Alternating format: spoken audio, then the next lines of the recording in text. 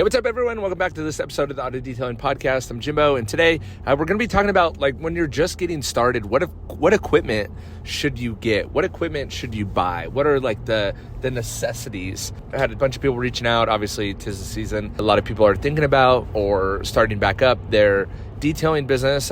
Being in California, I don't realize seasonality to some stuff, and to where some people just can't detail all year or don't have the facilities to do it, so they literally shut down. This is also a weird phenomenon that I'm not used to. When I traveled to Utah a couple months ago, where we traveled over to Kanab, Utah, so southern Utah, and there's a lot of places around there on the outskirts, at least around there, that close for the season. And I'm like, wow, how interesting is that you just close for 4 months, 5 months, 6 months. Maybe I'm saying this and you guys are like, yeah, duh, everyone does that. We do that every year. To me, it's weird. I just have one continuous season. So part of me feels bad, and then part of me is like, man, that's awesome. That would be really cool if you could just shut down for a few months, do something else. Anyway, so if that's you're starting back up for the season, or you're looking at getting into detailing for the first time, you're wanting some extra side money, career change, whatever, I honestly think detailing is probably the best, one of the best side hustles that you can do, one of the best businesses that you could start. It's relatively easy to start, relatively cheap to start. Pretty much everyone you know will have a car, and the majority of people that you know will have a dirty car at that. So with that, I started to try to think about, if you're doing this for a business, what are some of the essentials that you're going to need? And there are essentials: all-purpose cleaners, dressings, car wash soap. Beyond the basics that everyone knows, what are some things that you may need? And so some tools that I reach for every day, hands down, one is my steamer. I know there's the McCullough steamer that's like $150, or maybe it's more now, $200. You could get it on Amazon. But if you can splurge and get the VX5000, it's about $1,000. Maybe it's $1,100 by now. I have had my VX5000 for 10 years, and it runs like it did the very first day I had it. I also use it at home. My wife loves it for cleaning tile and grout and stuff like that as well. So there's multiple uses for it. It's an amazing machine. I use it all the time on interiors. And I think this is where compressed air could also be your friend. So you could also go for compressed air, and that really helps with blowing a car out. But when I think about the basics, when I think about just getting started, and I was kind of contemplating this podcast and how do you talk about equipment without forgetting something or getting into the weeds of, do you need a rotary or do you need a DA? And I would say you don't really need either to get started. And what I kept coming back to is this, of keeping it very, very basic and keeping it very, very simple. Because when you're just starting out, there's so many things that can derail you, that can throw you sideways, that can just make it overly complicated. Just like that sentiment that I just had, a DA or a rotary. It's well, depending upon who you're talking to, will depend upon what you think you might need. Me personally, I would say probably start with a DA.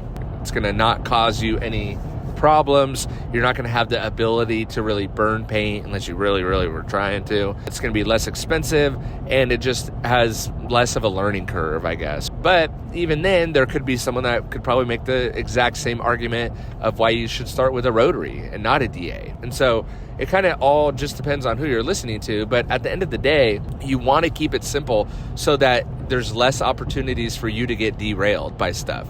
So I'll give you an example. A car wash soap is a car wash soap is the car wash soap. If you're looking at a pH neutral car wash soap, they are all the same. That's the reason why for jimbosdetailing.com, I don't have a car wash soap yet. Now, the car wash soap that I'm working on is a slightly higher pH with better cleaning ability without the corrosion. This gets into the weeds. See where I'm going? But the car wash soap that I'm working on, and my whole line in general, is to be different and to be effective and efficient. And so I would look for brands like that as well. The tire or the multi-purpose dressing that I'm coming out with in the next week or two that will be available for pre-sale is just that. Depending upon how you dilute it down, it could be used for multiple things. So it could be used as a high gloss tire dressing, but it could also be used as a matte finish tire dressing. It can dress all the plastic around the car, but it could also be diluted down to be used on the inside and could be used on leather and vinyl. And so that's one simple product that you can use in multiple different ways. Same with the toughest shell ceramic spray coating. It works incredibly well as a glass cleaner and a glass sealant and a paint coating, sealant, wax, whatever you want to call it. It's super, super easy to use. You could use it in direct sunlight on a hot panel and it doesn't streak or has very little streaking. So it's a very simple, easy to use product. And those are the types of products that I would be looking for. And so granted, I don't have a full range of products yet, so Jimbo's Detailing wouldn't be a good fit for a full range, but the products that I do have are incredibly effective and efficient. My Pure Magic cleaner is hands down the best wheel cleaner on the market. Like, that doesn't even compare to anything. It also removes water spots, which is a huge revenue generator if you're just starting out, and a great service to offer to the consumer. Water spot removal on glass and on paint. It also is a fallout remover, so you can spray it on the paint and it works like an iron remover. It just doesn't turn purple. It doesn't have that ingredient in it to turn those iron contaminants purple, but it does remove actually more contaminants out of the paint than an iron remover does. And so when you're researching, what I would say is just to keep it as simple as possible and as few products as possible as you possibly can, because then you learn everything about that product and everything that that product can do. And so a dilutable dressing, a dilutable wheel cleaner, don't fall for the traps of like just a wheel and tire cleaner. Those work, they can work really well, but honestly, they're not as effective as something like a Pure Magic cleaner, which is an acid-based cleaner. An acid-based cleaner is going to be way, way faster, way more effective, way better at cleaning and give you a better result. And so things like that, same with Tough Shell. It's like, it's just way better than anything out there and more uses and way easier to use. You don't have to overthink it. It's not overcomplicated. And that's what I would say. If there's products that are overcomplicated, just stay away from them because they're overcomplicated and you don't need that. You're trying to grow and run a business. So I would definitely highly suggest an air compressor. I would definitely highly suggest a steamer. The VX5000 is my favorite, but the McCullough steamer I think is a good second place. Maybe, I don't know. Once I had the VX5000 and I tried the McCullough, I wasn't that impressed with it. But I think if you're going from nothing to something, the McCullough could be a good one. And then with that, I would go with an electric pressure washer. I would invest in a high-quality industrial-grade electric pressure washer. I would stay away from the Home Depot specials. I just would. It's just, you're going to buy those over and over and over and over and over. You're never going to be happy with them. I would get a nice pressure washer hose reel, a nice hose, and get an industrial electric pressure washer, especially one that has the auto on-off. Trust me, I ran a gas pressure washer for 10 or 12 years, and it's super annoying. And once you go electric with the auto on-off, whether it's a Krenzla or whatever, or you go down to a local detail supply store and get one of the industrial grade ones like I did, it's going to be much cheaper than the Krenzla. It's not going to be as sexy as the Krenzla, but it's actually going to outperform the Krenzla. And so, if I'm even saying Krenzla. And so I would invest in that. I would invest in a Honda generator. I know a lot of people go Harbor Freight, and I've seen that the Harbor Freight ones are decent and they're significantly cheaper, but honestly, my Honda generator that I bought on Craigslist 12 years ago just really impressed me the other day when I needed it for a birthday party to keep the inflatables inflated. And I hadn't started my Honda generator in 3 years, hadn't done any service to it ever. And all I did was put some fresh gas in it and it started up in about 10 pulls. I was just like, wow, like that's incredible.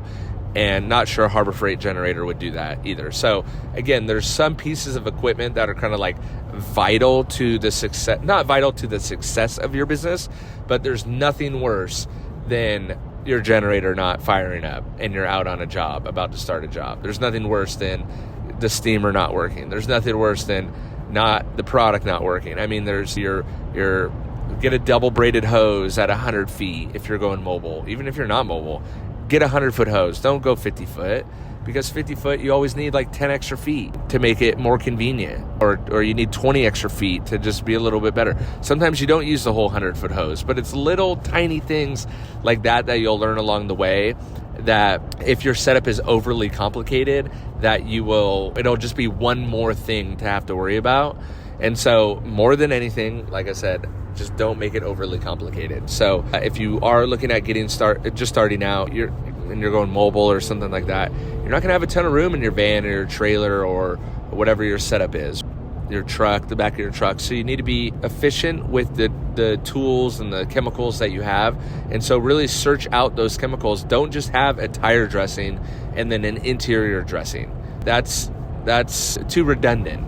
So make sure that you're getting products that aren't super redundant, but rather products that you can use for multiple things. And so that's how you're going to speed up your detail time, and that's how you're going to become more profitable quicker. And don't forget, the best detailer doesn't always win. The best marketer always will win. So if you're starting a detailing business, or again, starting your detailing business back up, you are a business owner first, marketer second, detailer third. Because the chances are, and I tell everyone this that talks about starting a detailing business, the chances are, very high that if you are even considering starting a detailing business, you are 99% better than most people who detail their car or wash their car or whatever. Your skill set, if you're even thinking about starting a detailing business, your skill set for detailing, I bet, is already extremely high. Higher than you probably give yourself credit for. And so you're there for being detail oriented and all that. That's great. You're there. Now focus on growing a business, recording short form content, posting it on Instagram, posting it on Facebook, hitting up your friends, hitting up your family, letting them know that you started a detailing business, keeping track of your customer information with some sort of CRM or some way to communicate efficiently and effectively with your customers, be able to email them specials, text them when you have an opening or a cancellation. Those are the things, those are the tools that are really going to make your business successful.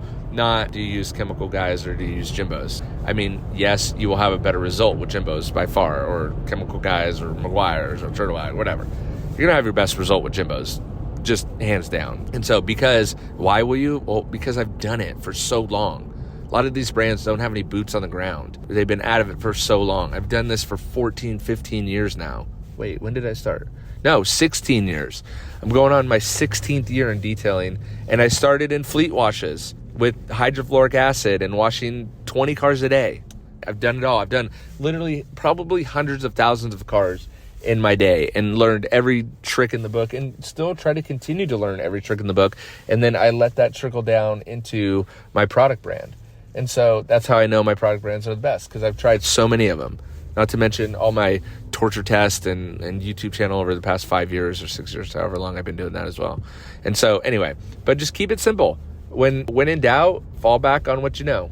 When you don't know, fall back on what you do know. And you probably already know enough to get by with what you got. So if you do choose to go to jimbosdetailing.com and support me in this podcast and my YouTube and R&D and all the good products that I have coming forward, I want to get back to you too. I call it, I scratch your back, you shave mine. You could use code podcast at jimbosdetailing.com. That's going to give you free shipping. Now the old labeled hardest shell products, which is now toughest shell, I had to do a name change. Those are 25% off while that labeled exists, that it's labeled hardest shell. It will be on the website. It does say toughest shell, but if you receive your bottle when you're listening to this, and if it's still 25% off, it's just to quickly excavate those bottles that are labeled hardest shell. So yeah, I had to do a name change on that. And then, take advantage of that 25% off and free shipping with code podcast. And hope that helps you guys starting out or starting out for the season. Catch you on the next one. See ya.